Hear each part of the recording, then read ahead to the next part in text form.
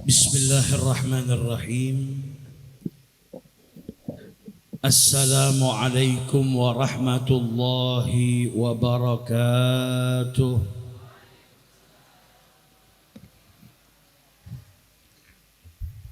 Alhamdulillah. Alhamdulillahilladzi hadana lihadza wa ma kunna linahtadiya laula an hadana Allah. Subhanaka la ilma lana illa ma 'allamtana innaka antal alimul hakim. Rabbi shrah li sadri wa yassir li amri wahlul 'uqdatam min lisani yafqahu qawli. Allahumma salli wa sallim ala sayyidina Muhammad miftahi babi rahmatillah adada ma fi ilmillah salatan wa salaman daimaini bidawami mulkillah wa ala alihi wa sahbihi. Amma ba'du, hadratal muhtaramin, para alim, para ulama, para habaib, para kiai, para asatid, para tokoh masyarakat yang dimuliakan oleh Allah Subhanahu wa taala. Wabil khusus keluarga besar Kiai Haji Ashal,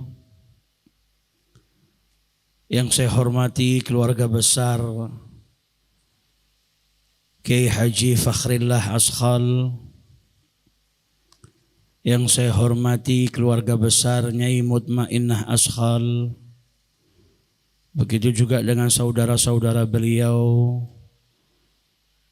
Rafakhruddin, Ranasih, Rakarror, Kiai Hanan, dan segenap para alim ulama yang tidak bisa saya sebutkan satu persatu tanpa mengurangi rasa hormat dan ta'zim.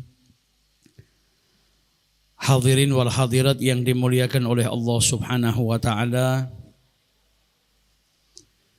Alhamdulillah, di malam yang penuh berkah ini Allah Subhanahu wa taala kumpulkan kita dalam majlis yang tidak kita ragukan majlis ini dihujani berkah oleh Allah Subhanahu wa taala. Malam hari ini kita dikumpulkan di majlis yang insya Allah mendatangkan keridhaan dari Allah Subhanahu wa taala. Dan malam hari ini kita tidak dikumpulkan oleh Allah di majlis ini terkecuali karena Allah hendak mengampuni dosa-dosa kita. Karena orang yang berkumpul di majlis zikir, Nabi Muhammad telah mengabarkan kepada kita, Allah berkata kepada para malaikatnya bahwasanya Allah Subhanahu wa taala mengampuni mereka semua. Bahkan ketika malaikat berkata, ya Rabb, tapi ada hambamu fulan yang banyak dosa, innama marra fajalasa ma'ahum, dia kebetulan lewat, niatnya enggak zikiran, enggak ngaji, kebetulan lewat kemudian duduk bersama dengan mereka. Kata Allah Subhanahu wa taala, walahu ghafartu, dan baginya pula aku ampuni. Maka insya Allah malam hari ini kita dikumpulkan oleh Allah di majlis ini karena Allah hendak mengampuni dosa-dosa kita semua dan mengangkat derajat kita dan menjauhkan kita daripada kebinasaan di dunia dan kebinasaan di akhiratnya Allah Subhanahu wa taala. Amin ya rabbal alamin. Alhamdulillah, biasanya orang kalau kumpul kemudian zikiran bareng-bareng, sholawatan bareng-bareng, itu merasakan kekhusyuan, hatinya hadir, tidak seperti kalau kita zikiran sendiri. Tidak seperti ketika kita bersolawat sendiri. Dan ini dulu ada salah seorang santri yang pernah bertanya kepada salah seorang ulama, kenapa kalau saya hadir ke majelis zikir hati saya itu lebih khusyuk? Saya merasakan sesuatu yang tidak saya rasakan kalau zikiran sendiri atau sholawatan sendiri. Maka dijawab oleh seorang ulama tadi, ketika engkau sedang sendiri dan berzikir kepada Allah, maka seakan-akan engkau sedang berusaha membuka, mengenalkan dirimu kepada Allah, meminta. Berbeda dengan orang yang kumpul di majelis zikir berzikir kepada Allah. Kalau mereka berkumpul berzikir kepada Allah, maka dia dibukakan oleh Allah, dia diminta oleh Allah Subhanahu wa ta'ala. Berbeda, orang yang minta dengan orang yang diminta itu berbeda. Orang yang membuka butuh perjuangan agar apa yang ia hendak buka itu terbuka. Tapi kalau orang dibukakan oleh Allah Subhanahu wa ta'ala, maka enggak pakai perjuangan, dia sudah mendapatkan apa yang ingin ia buka. Nah, ini manfaatnya kita kumpul bersama-sama untuk berzikir kepada Allah Subhanahu wa ta'ala. Apalagi kalau kita hadir ke majelisnya orang-orang soleh. Kalau kita baca sejarah hidupnya orang soleh itu, mereka itu sampai mengatakan, dahulu ketika saya duduk dengan guru saya, ngaji dengan guru saya itu sampai lupa kalau saya masih hidup di dunia. Saking apa nikmatnya duduk dengan orang-orang yang soleh. Para sahabat Nabi gak ada waktu yang lebih menyenangkan bagi mereka. Dari waktu duduk-duduk itu melebihi daripada waktu duduk mereka bersama dengan Nabi Muhammad SAW. Ada yang baru pulang dari majelisnya Nabi, sampai rumah sudah gelisah, rindu, ingin kembali berjumpa dengan Nabi Muhammad SAW. Ada yang diriwayatkan ketika Nabi Muhammad sakit menjelang ajalnya, Sayyidina Abu Bakar As-Siddiq itu ketika lewat dapetin ada sekelompok dari sahabat Nabi yang sedang duduk dan mereka menangis. Ditanya oleh Sayyidina Abu Bakar As-Siddiq, "Ma yubkikum?" Apa yang buat kalian itu menangis? Ini gak ada apa-apa kok kalian menangis. Kalian kenapa?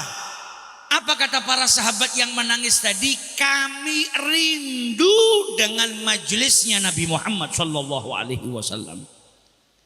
Nabi biasanya keluar duduk sama para sahabatnya, ngajar para sahabatnya. Ketika sakit Nabi gak banyak keluar. Para sahabatnya rindu sampai mereka itu menangis karena rindu dengan majelisnya Nabi besar Muhammad sallallahu alaihi wasallam. Karena Nabi Muhammad itu diberi keistimewaan oleh Allah. Nabi itu gak cuma dikasih sama Allah suara yang indah. Sayyidina Anas bin Malik meriwayatkan, tidak ada nabi yang diutus oleh Allah kecuali wajahnya indah dan suaranya indah. Dan nabi kalian Muhammad itu nabi yang suaranya paling indah dan wajahnya paling indah. Shallu ala nabi. Semua nabi itu wajahnya ganteng. Semua nabi itu suaranya merdu. Dan yang paling ganteng wajahnya Nabi Muhammad. Dan yang paling merdu suaranya, paling indah suaranya adalah Nabi besar Muhammad SAW. Nabi Muhammad tuh kalau diberi keistimewaan sama Allah gak nanggung, satu paket. Bukan hanya suaranya indah. Nabi Muhammad tuh suaranya indah, ucapannya indah, kata-katanya indah. Diberi sama Allah jawami'ul kalim. Kalau ngucap sedikit padat, syarat dengan makna yang luas. Ada orang sama Allah dikasih suara indah tapi ucapannya kotor. Maka apa manfaatnya suaranya indah? Ada orang dikasih sama Allah suaranya indah, tapi dia gunakan keindahan suaranya untuk bermaksiat. Maka apalah artinya sebuah suara yang indah? Kalau Nabi suaranya indah, yang keluar dari mulutnya indah, ucapannya indah, bahasanya indah. Dan kalau Nabi Muhammad berbicara, maka orang yang ada di hadapannya Nabi Muhammad itu terpukau, hatinya fokus, khusyuk dengan apa yang disampaikan oleh Nabi besar Muhammad sallallahu alaihi wasallam. Nabi itu kalau bicara, sahabat neteskan air mata. Nabi itu kalau bicara, sahabat badannya gemetar. Majelisnya Nabi Muhammad majelis yang penuh adab, majelis yang penuh sakinah, ketenangan. Dan para sahabat juga dapetin seperti yang apa kita dapetin. Apa kalau di majelis khusyuk? Suatu ketika Sayyidina Abu Bakar As-Siddiq, beliau itu melewati salah seorang sahabat Nabi namanya Hanzalah. Sahabat Nabi itu kalau bertemu setelah salam bertegur sapa, tanya kabarnya gimana. Mereka orang-orang yang peduli satu dengan yang lainnya. Sayyidina Abu Bakar Siddiq lewat, Hanzalah disapa sama Sayyidina Abu Bakar Siddiq, gimana kabarmu wahai Hanzalah? Apa jawaban Sayyidina Hanzalah? Nafaqa Hanzalah. Hanzalah telah jadi orang munafik. Maka Sayyidina Abu Bakar Siddiq kaget, ditanya gimana kabarnya, jawabnya nafaqa Hanzalah. Hanzalah telah jadi orang yang munafik. Jadi dia nuduh dirinya sendiri kalau punya sifat kemunafikan di dalam dirinya. Sama Sayyidina Abu Bakar Siddiq ditanya, kenapa kau menuduh dirimu munafik? Kata Sayyidina Hanzalah, saya itu kalau di majelisnya Nabi, Nabi bicara surga, bicara neraka, seakan-akan surga dan neraka itu ada di hadapan kami. Kami ngelihat, hati itu khusyuk, takut kepada Allah. Tapi begitu pulang ke rumah, ketemu istri, ketemu anak, kemudian ada urusan-urusan dunia yang lain, hati itu berubah, gak sama seperti di majelisnya Nabi Muhammad SAW. Ini kan sama seperti kita. Kita kalau hadir majelis sholawat atau ada ulama yang datang, kita hadir ke majelisnya, hati khusyuk, hatinya hadir, pengennya setelah ini gak berbuat maksiat. Tapi begitu pulang ke rumah ketemu istri, lain cerita. Nanti main sama anak lupa sama surga sama neraka. Belum lagi kalau dagangan gak laku. Belum lagi kalau sudah ada tagihan-tagihan. Yang tadinya di majelis nangis takut kepada Allah, pulang ke rumah nangis karena gak bisa bayar utang. Nah ini sahabat Nabi ngerasain. Saya kalau di majelisnya Nabi khusyuk, takut begitu pulang. Main sama anak, kumpul istri, ngurusin kerjaan, beda ceritanya. Hati gak sama seperti saat di majelisnya Nabi Muhammad. Nah sahabat Nabi itu saking takutnya kalau itu bagian dari sifat munafik, sampai nuduh dirinya terdapat sifat kemunafikan. Karena di majelis lain, di rumah lain. Maka kata Sayyidina Abu Bakar, saya juga seperti itu. Yang ngerasain itu bukan dirimu saja, saya juga sama. Kalau begitu ayo kita pergi ke Nabi Muhammad dan kita adukan perihal ini kepada Nabi Muhammad. Mereka berdua pergi ke Nabi. Kemudian ngomong sama Nabi Muhammad, ya Rasulullah begini. Apa kata Nabi Muhammad? Kata Nabi Muhammad, kalau hati kalian itu bisa seterusnya mudawamah, seperti saat kalian hadir di majelisku bersama denganku, niscaya para malaikat itu akan menjabat tangan kalian. Di tempat tidur kalian, di jalan kalian, malaikat itu akan datang menjabat tangan kalian. Maksudnya apa? Panjenengan itu kalau hatinya bisa terus takut kepada Allah, hatinya hadir, Ya bisa jadi konconya malaikat, bisa jadi temannya malaikat. Tapi kita nggak dituntut seperti itu 24 jam. Yang penting manusia tuh jaga dirinya dari perbuatan yang haram, taat sama Allah. Makanya Nabi berkata apa? Walakin ya Hanzalah, akan tetapi wahai Hanzalah, sa'atan wa sa'atan. Ada waktunya kau khusyuk, ada waktunya kau mikirin surga neraka, ada waktunya juga kau bersenda gurau dengan keluargamu, main dengan anakmu, kemudian pergi kerja memenuhi kebutuhan hidupmu.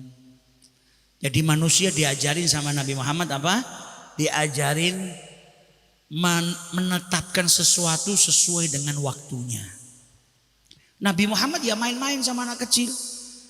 Nabi Muhammad tuh dicintai anak kecil. Anak kecil itu dari keluarganya Nabi Muhammad. Kalau Nabi dari luar kota, itu mereka sudah nunggu Nabi Muhammad di depan pintu Madinah. Sayyidina Abdullah ibnu Ja'far itu meriwayatkan, ketika Nabi pulang dari safarnya, kami anak-anak dari keluarganya Nabi Muhammad itu nunggu Nabi Muhammad di pintu Madinah. Nabi ketika nyampe, kemudian saya, kata Abdullah ibnu Ja'far, didudukkan di depan tunggangannya, diboncengin sama Nabi. Dan kemudian putranya Fatimah, entah itu Hasan atau Husain, diboncengkan di belakangnya Nabi Muhammad SAW. Dan kami masuk ke kota Madinah bertiga di atas satu tunggangan bersama dengan Nabi besar Muhammad Sallallahu Alaihi. Tanda-tandanya orang dicintai itu biasanya disenengin sama anak kecil. Anak kecil itu kalau sudah ngelihat orang seneng, datengin, mendekat, berarti orangnya baik. Kalau sudah anak kecil ngelihat orang lari, berarti ini akhlaknya orang kurang baik ini. Biasanya ngamuan, biasanya marahan. Ketemu anak kecil marah, ketemu anak kecil bentak. Akhirnya anak kecil takut. Nabi Muhammad enggak. Nabi itu selesai sholat dari masjid, kata sahabat mau pulang ke rumahnya, beliau itu disambut sama anak-anak kecil. Sampai Nabi kemudian mengusap pipi mereka satu persatu. Jadi Nabi bilang sama Sayyidina Hanzalah apa? Walakin ya Hanzalah sa'atan wa sa'atan. Ada waktunya kau khusyuk sama Allah, ada waktunya kau bersenda gurau dengan keluargamu, dengan anakmu, dengan istrimu. Ada waktunya kau kerja. Lah orang kalau khusyuk terus bagus, tapi kan repot kalau nggak bisa bagi waktunya. Ada suami istri baru nikah, lakinya khusyuk terus, mikirin mati terus. Lah istrinya kalau mau romantis gimana? Suaminya pulang ke rumah, istrinya sudah dandan rapi, mau romantisan, mau manja. Pak, mau makan apa malam ini? Suaminya jawab, wahai istriku, ingatlah siksa azab kubur. Nah ini mau pacaran, diingatkan siksa azab kubur. Bagus orang suami mengingatkan istrinya azab kubur, bagus. Tapi ya tentu ada waktunya. Makanya Nabi bilang apa? Sa'atan wa sa'atan. Ada waktunya engkau khusyuk, hatinya hadir kepada Allah. Ada waktunya juga engkau apa? Bersenda gurau dengan keluarga. Nah ini yang diajarkan oleh Nabi besar kita Muhammad Sallallahu Alaihi Wasallam. Nah malam hari ini kita hadir ke acara haul. Apa sih manfaatnya hadir haul? Kata para ulama, haul itu yang pertama umat Islam kumpul, hadir di satu acara. Kumpulnya umat Islam itu sudah baik, kumpulnya dalam kebaikan. Kemudian di haul, tujuannya haul itu apa? Ya selain mendoakan orang yang sudah wafat, di haul juga diceritakan kisahnya sahibil haul. Kisahnya orang yang dihauli itu diceritakan. Kita diingatkan akan jalannya orang soleh, diingatkan jalannya para kekasih Allah. Tujuannya apa? Fayarghabun, sehingga orang yang hadir itu punya keinginan untuk apa? Ngikutin orang-orang yang soleh. Kita itu senantiasa minta sama Allah diberikan jalan seperti jalannya orang soleh. Nah, selain berdoa minta sama Allah diberikan jalannya orang soleh, ya kita juga harus tahu jalannya orang soleh itu seperti apa sih. Baca manakib mereka, baca kisah hidup mereka supaya kita tahu bagaimana jalan hidupnya orang soleh. Dan kisahnya orang soleh itu motivasi. Kata Imam Al-Junaid Al-Hikayat, kisahnya orang-orang soleh itu jundun min junudillah, termasuk tentara daripada tentara-tentaranya Allah. Yuqawi biha qulubal muridin, menguatkan hatinya orang-orang yang hendak mendekatkan dirinya kepada Allah Ta'ala. Jangan dikira kisah itu tidak ada manfaatnya. Nabi Muhammad manusia yang paling mulia saja dapat manfaat dari kisahnya para rasul terdahulu yang Allah kisahkan kepada Nabi Muhammad SAW. Allah itu menceritakan kepada Nabi Muhammad kisahnya para nabi. Wa kullan naqussu 'alaika min anba'ir rusuli ma nuthabbitu bihi fuada. Kenapa Allah ceritakan kepada Nabi Muhammad? Untuk menguatkan hatinya Nabi. Lah kalau Nabi orang yang hatinya paling hebat, orang yang hatinya paling kuat saja dapat manfaat dari kisahnya orang-orang terdahulu dari kalangan para nabi, apalagi kita orang biasa. Maka kisahnya orang soleh itu adalah motivasi bagi kita supaya kita bisa meneladani jalannya orang-orang soleh. Jangan kalau baca cerita bukan ceritanya orang soleh 5 menit sudah bosan. Tapi kalau yang dibaca sejarah hidupnya orang soleh nggak ada bosan-bosannya. Karena isinya keindahan. Bayangkan orang soleh saja kita nggak bosan. Karena isi hidupnya ceritanya indah. Apalagi pemimpinnya orang yang paling soleh, yaitu Nabi besar kita Muhammad Sallallahu Alaihi. Orang-orang yang soleh itu kehidupannya penuh dengan sabar. Para wali Allah itu nggak terangkat derajatnya, nggak jadi wali kecuali karena apa? Karena mereka neladani Nabi Muhammad. Hebatnya mereka dalam meneladani Nabi Muhammad jadikan mereka orang mulia. Kita kalau baca sejarah hidupnya orang soleh, ya Allah, mau ngaji ngambil ilmu saja itu tirakatnya luar biasa. Lihat para ulama zaman dulu jalan dari kampung halamannya ketemu ke kampung halamannya ulama yang dia tuju. Kemudian ngalamin hidup yang rekoso, yang susah hanya untuk mendapatkan ilmu. Imam Ahmad Ibnu Hanbal itu dulu beliau pernah kena fitnah sampai gak bisa dakwah. Dipantau gerak-geriknya. Saat sudah nggak bisa ngajar, itu datang orang dari Maroko, dari Maghrib, negeri Maroko, jalan jauh ke tempatnya Imam Ahmad Ibnu Hanbal. Ketika ngetuk pintu rumahnya dibukain sama Imam Ahmad Ibnu Hanbal, dia bilang saya mau ngaji hadis. Kata Imam Ahmad Ibnu Hanbal, saya nggak bisa ngajar, saya itu dipantau saat ini. Tapi Imam Ahmad Ibnu Hanbal melihat semangatnya pemuda ini datang dari jauh mau ngaji hadis. Beliau nggak mau nolak. Kata Imam Ahmad Ibnu Hanbal, gini aja, tiap pagi kau datang ke sini seperti seorang pengemis. Nanti kau ketuk pintu rumah saya bukakan, setiap hari kau akan saya berikan satu hadisnya Nabi besar Muhammad Sallallahu Alaihi Wasallam. Tiap hari datang ketuk pintu rumah dibukakan sama Imam Ahmad Ibnu Hanbal, disampaikan hadisnya Nabi besar Muhammad Sallallahu Alaihi Wasallam. Sabarnya para kekasih Allah menjadikan derajat mereka dimuliakan oleh Allah Subhanahu. Akhlaknya mereka nyontoh akhlaknya Nabi.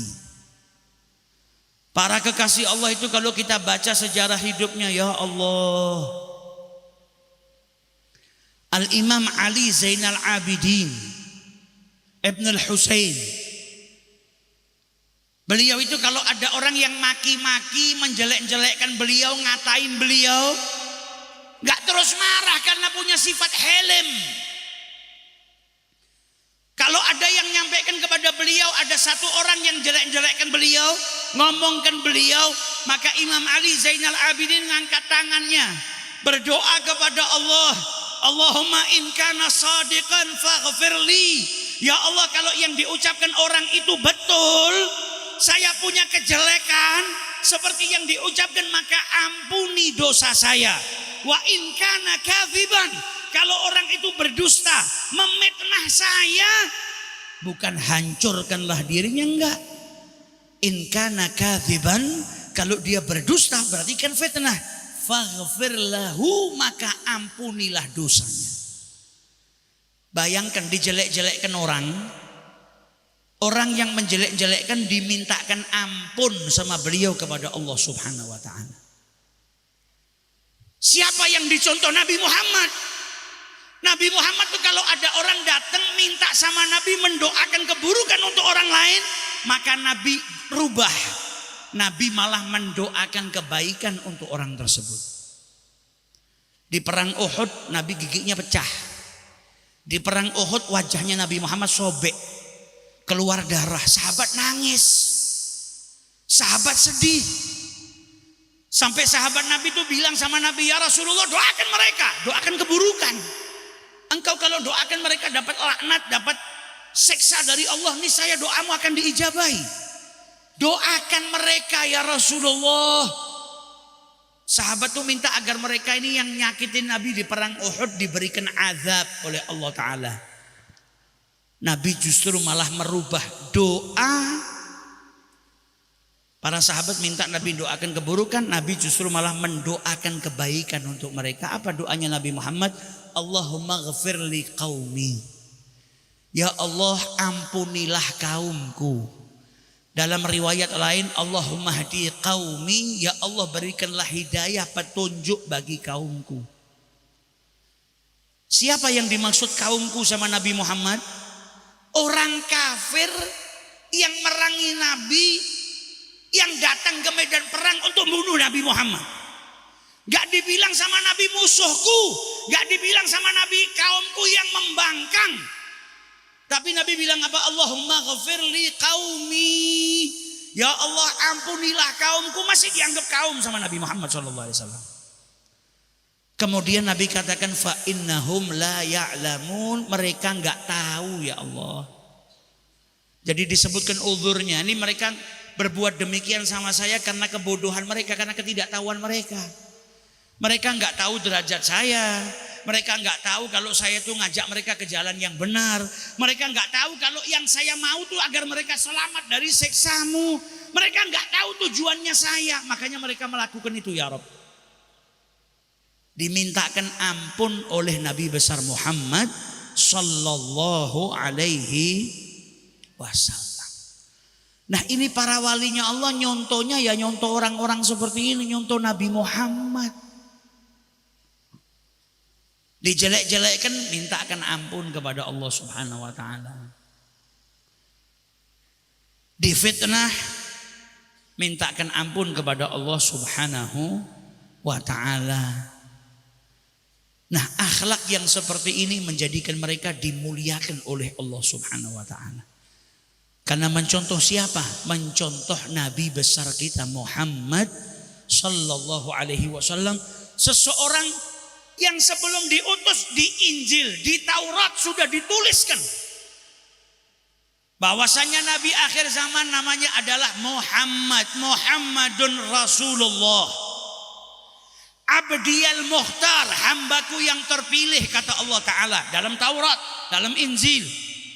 Laisa bifadhin wala ghalidhin, orangnya akhlaknya enggak buruk, orangnya bukan orang yang wataknya keras.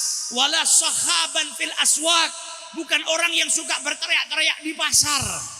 Lahirnya di kota Mekah, hijrahnya di Madinah, kepemimpinannya, kekuasaannya sampai negeri Syam.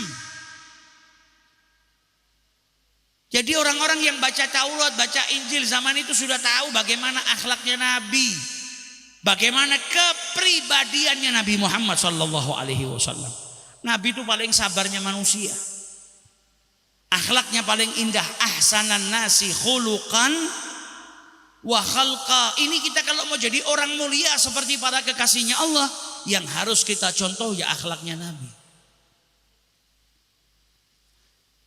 Kalau mau cinta sama Nabi, yang harus kita contoh siapa? Yang harus kita contoh sahabatnya Nabi. Sahabatnya Nabi itu, Nabi kalau bicara nundukkan kepala mereka.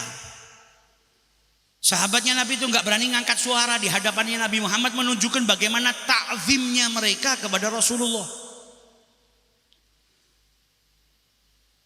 Imam Malik bin Anas itu kalau sudah ada orang yang nyebutkan namanya Nabi Muhammad, isfarra, wajahnya pucat. Sampai orang itu bingung. Anda itu kalau dengar namanya Nabi kok pucat, kenapa? Kata Imam Malik bin Anas, kalian kalau melihat apa yang saya lihat zaman dulu dari kalangan para ulama, kalian gak mungkin heran dan tidak mungkin mengingkari apa yang saya lakukan. Bagi para pecinta itu hal yang biasa, rindu kepada Nabi.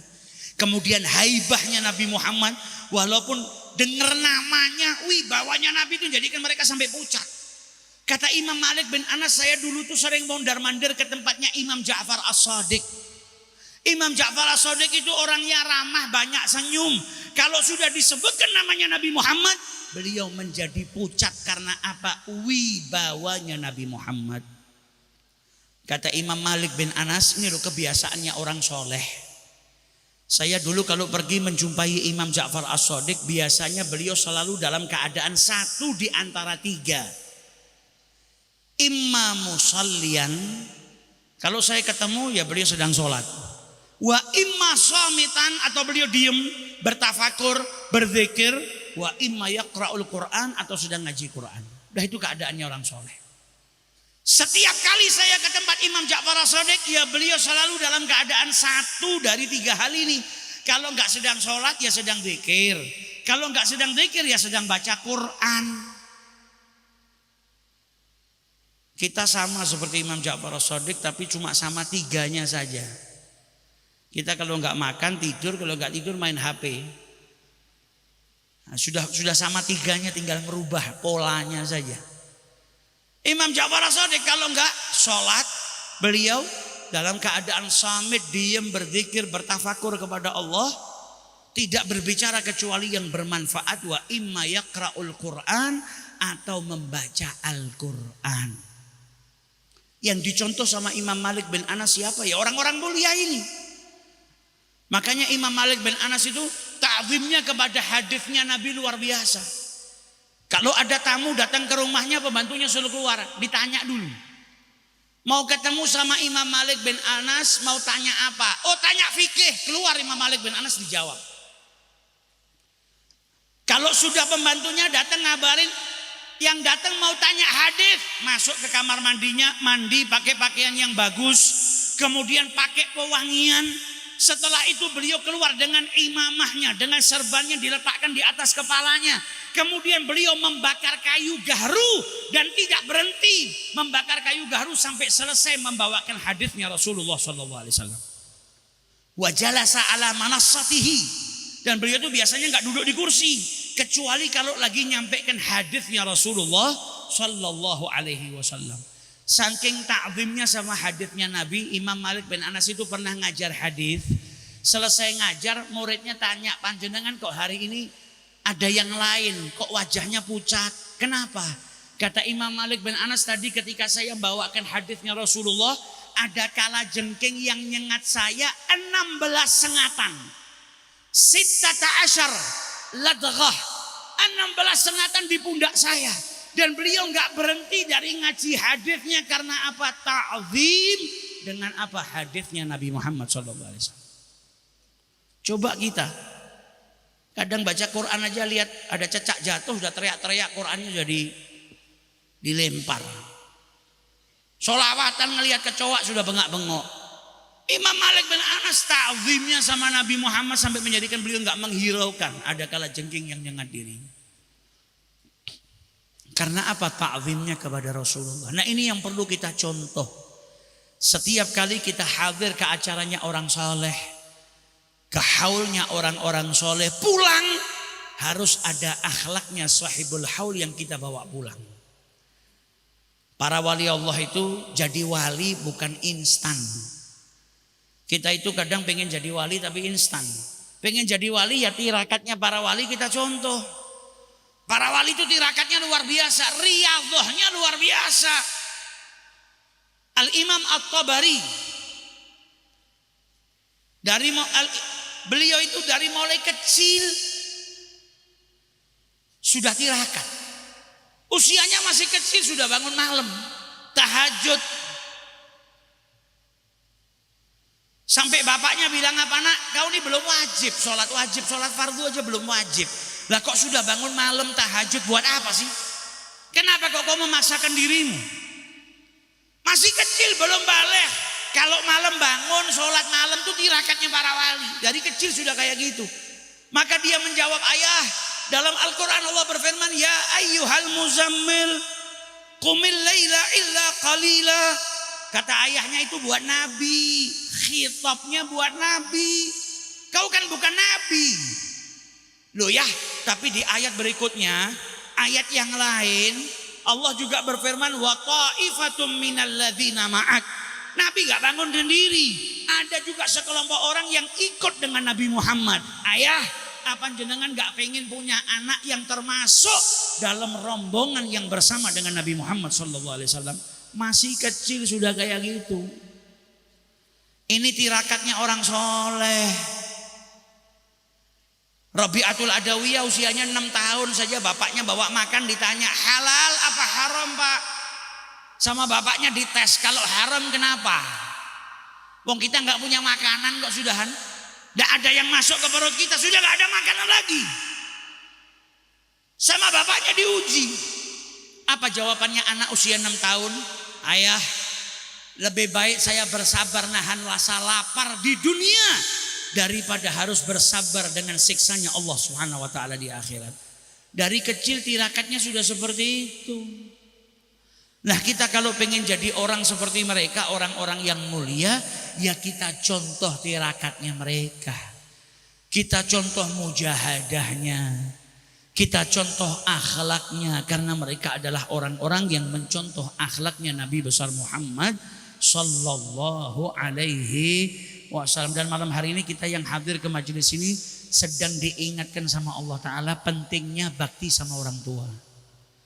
Kita lihat putra putri Kiai Haji Ashal yang hari ini sedang menghauli ibu mereka.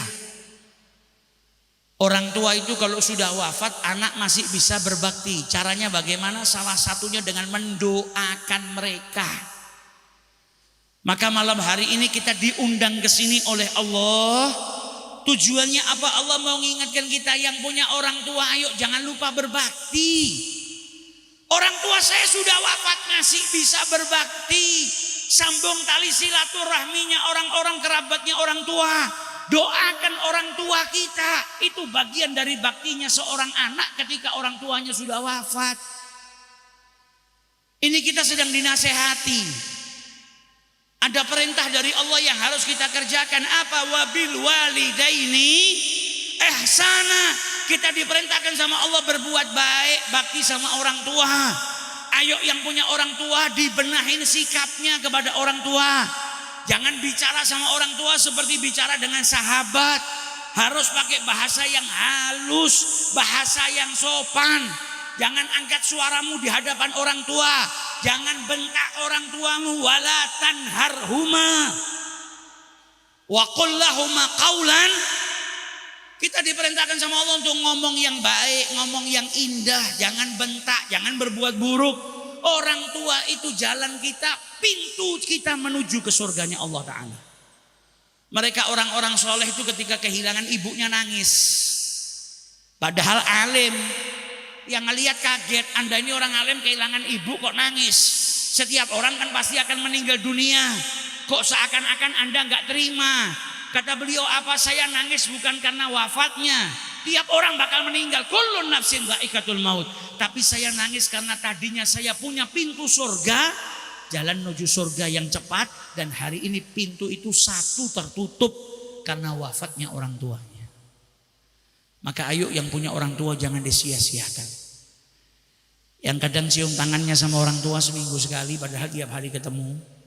Mulai besok sehari 2 kali, 3 kali atau perbanyak cium tangan sama orang tua. Yang tinggal jauh dari orang tuanya yang kadang nelponnya sebulan sekali, 2 minggu sekali. Nanti kalau orang tua Anda tidak ada, yang paling Anda rindukan dan pengen Anda telepon orang tua Anda. Yang hari ini jarang cium tangan orang tuanya, padahal sering ketemu, nanti tangan yang paling Anda rindukan untuk Anda cium tangannya orang tua. Mumpung masih ada, maka jangan sampai kita telantarkan orang tua kita. Cari ridhonya, karena ridho Allah terletak dalam ridhonya kedua orang tua. Dan kemurkaan Allah terdapat pada kemurkaan kedua orang tua. Maka jadikan malam hari ini malam yang kembali mengingatkan kita akan pentingnya birrul walidain. Dan tidak ada wali Allah dalam sejarahnya durhaka sama orang tua, nggak ada. Yang ada para wali Allah itu orang-orang yang baktinya sama orang tua luar biasa. Ada satu walinya Allah sholat dipanggil sama ibunya, nak. Akhirnya dia ngeraskan suaranya supaya ibunya tahu. Setelah ngeraskan suaranya dia takut, ya Allah, apa jangan-jangan tadi saya tergolong orang yang bentak orang tua.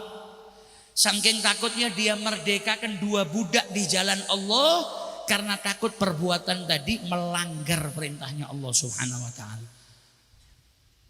Sayyidina Abdullah ibnu Mas'ud, ibunya kalau malam bangunin anaknya, Abdullah, ibu haus, ambilkan minum.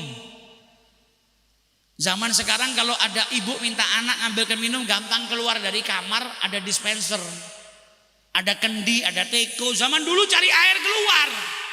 Malam ngantuk, ibunya ngelak, ibunya haus pengen minum, keluar Abdullah ibnu Mas'ud ambil air. Sampai di rumahnya ibunya sudah tidur, gak terus diletakkan, tapi dipegang sama beliau, ditunggu sampai ibunya bangun. Karena pengen masuk dalam kategori wabil walidaini ihsana. Karena ihsan itu melakukan sesuatu di atas kewajibannya, di atas lebih daripada kewajibannya. Maka ditunggu sama beliau, ibunya bangun dikasih. Ini baktinya mereka orang-orang yang soleh. Mereka dapat derajat yang tinggi salah satunya dengan cara apa? Berbakti kepada kedua orang tua. Maka ayo jadikan malam hari ini malam yang kembali menjadikan kita untuk lebih bakti kepada kedua orang tua kita, dan menjadikan kita anak-anak yang berbakti kepada kedua orang tua. Karena bakti itu seperti utang. Anak itu kalau durhaka sama orang tuanya nanti dibalas anaknya durhaka. Anak itu kalau bakti sama orang tuanya maka itu seperti deposit. Nanti dia punya anak juga insya Allah jadi anak yang berbakti kepada dirinya. Maka semoga hadirnya kita di majelis ini jadikan kita orang-orang yang berakhlak seperti akhlaknya Nabi Muhammad SAW. Semoga malam hari ini Allah memberikan perubahan kepada diri kita yang belum bakti jadi bakti kepada kedua orang tuanya. Jadi sayang kepada kedua orang tuanya. Jadi anak yang senantiasa mencari ridho kedua orang tuanya. Dan semoga majelis pada malam hari ini menjadikan dosa-dosa kita diampuni oleh Allah, hajat-hajat kita dikabulkan oleh Allah. Bagi orang tua kita yang sudah meninggal dunia, semoga diberikan ampunan oleh Allah Ta'ala, dijadikan kuburnya taman-taman surganya Allah Ta'ala, diangkat derajatnya oleh Allah Subhanahu Wa Ta'ala, dan kelak dikumpulkan bersama dengan nabiyin, wasiddiqin, wasyuhada'i, wassalihin. Dan kita doakan putra-putra almarhumah dan putri-putrinya semoga dijadikan anak-anak yang senantiasa terus berbakti kepada kedua orang tuanya, dan bisa meneruskan perjuangan yang telah dibangun oleh kedua orang tua mereka. Diberikan kekuatan, diberikan kesehatan, khususnya kepada Ibu Hajah Nyai Mutmainnah. Semoga Allah Subhanahu Wa Ta'ala senantiasa memberikan kesehatan kepada beliau, kesehatan yang sempurna, kesehatan syifaan tammah, dijauhkan dari berbagai macam penyakit. Dan juga kepada putra-putranya Rafakhri, semoga bisa meneruskan perjuangan keluarganya, meneruskan perjuangan ayahnya. Dan siapapun di antara kita yang punya hajat, semoga berkat hadirnya kita ke majelis ini, hajat-hajat kita dikabulkan oleh Allah Ta'ala. Dan semoga negara kita senantiasa dijaga oleh Allah, diberikan keamanan oleh Allah Subhanahu wa taala, dijadikan penduduknya saling rukun, dijadikan penduduknya saling mencintai satu dengan yang lainnya, dijadikan negara ini baldatun thayyibatun wa rabbun ghafur. Dan kita doakan para alim ulama kita semoga dipanjangkan usianya oleh Allah taala dalam keadaan sehat wal afiyah, sehingga bisa terus membimbing kita ke jalan yang diridhai oleh Allah Subhanahu wa taala. Allahumma ja'al fi jam'ina hadza jam'an marhuma wa tafarruquna min ba'd tafarruqan ma'suma. Allahumma arinal haqqa haqqa warzuqna ittiba'ah wa arinal batila batila warzuqna istinabah bi fadli subhana rabbika rabbil izzati amma yasifun wa salamun alal mursalin walhamdulillahi rabbil alamin wal afu minkum thumma assalamu alaikum warahmatullahi wabarakatuh.